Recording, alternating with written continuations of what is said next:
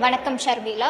குறிப்பாக தமிழக சட்டப்பேரவை தேர்தல் வரும் 23ஆம் தேதி நடைபெற உள்ள நிலையில் அதற்காக திமுக சார்பில் போட்டியிட விரும்புபவர்கள் தங்களது விருப்ப மனுக்கள் அளித்த நிலையில் தொடர்ந்து இன்று இறுதி நாளாக வேட்பாளர்களுக்கு நேர்காணல் நடைபெற்று வருகிறது. அதன்படி திமுக தலைவரும் முதலமைச்சருமான மு.க. ஸ்டாலின் இன்று நேர்காணலை நடத்தி வருகிறார். குறிப்பாக தமிழ்நாட்டில் தேர்தல் நடைபெற உள்ள நிலையில் குறிப்பாக தொகுதி பங்கீடு, தேர்தல் வாக்குறுதி, தீவிர பிரச்சாரம் ஆகியவற்றால் அரசியல் களம் நாளுக்கு நாள் பரபரப்பாகி வருகிறது.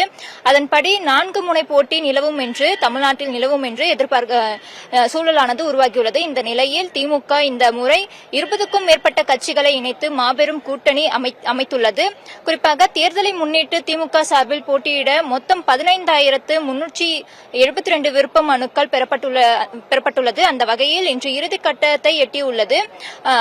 அதாவது விருப்ப மனு அளித்தவர்களுக்கு இன்று சென்னை அண்ணா அறிவாலய வளாகத்தில் உள்ள கலைஞர் அரங்கத்தில் நேர்காணலானது நடைபெற்று வருகிறது. குறிப்பாக சட்டமன்ற தேர்தலில் திமுக சார்பில் போட்டியிட விரும்பும் விருப்ப மனு அளித்தவர்களுக்கு திமுக தலைவரும் முதலமைச்சர் மு.க. ஸ்டாலின் இன்று சென்னை அண்ணா அறிவாலயத்தில் நேரில் நேர்காணலை நடத்தி வருகிறார். அதன்படி இன்று இறுதி கட்டத்தில் இன்று திருச்சி, தஞ்சாவூர், பெரம்பலூர், அரியலூர் மாவட்டங்களுக்கான நேர்காணல் தற்பொழுது நடைபெற்று வருகிறது. அதன்படி திமுக அமைப்பு ரீதியாக 8 மாவட்டங்களுக்குட்பட்ட 21 சட்டமன்ற தொகுதிகளில் விருப்ப மனு அளித்த 700க்கும் மேற்பட்டவர்களுக்கு இன்று நேர்காணலானது நடைபெற உள்ளது.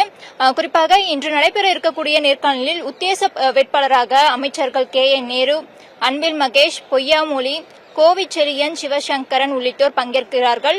மேலும் இன்று மாலை நடைபெற இருக்கக்கூடிய புதுக்கோட்டை, மயிலாடுதுறை, நாகப்பட்டினம், திருவாரூர் உள்ளிட்ட மாவட்டங்களில் இன்று நேர்காணலானது நடைபெற உள்ளது. குறிப்பாக இந்த நேர்காணல் செயல்முறை முடிவடைந்த பிறகு தொகுதி வாரியாக திமுக வேட்பாளர் பட்டியல் விரைவில் அதிகாரப்பூர்வமாக அறிவிக்கப்படும் என கட்சி தரப்பிலிருந்து எதிர்பார்ப்பானது நிலவி வருகிறது.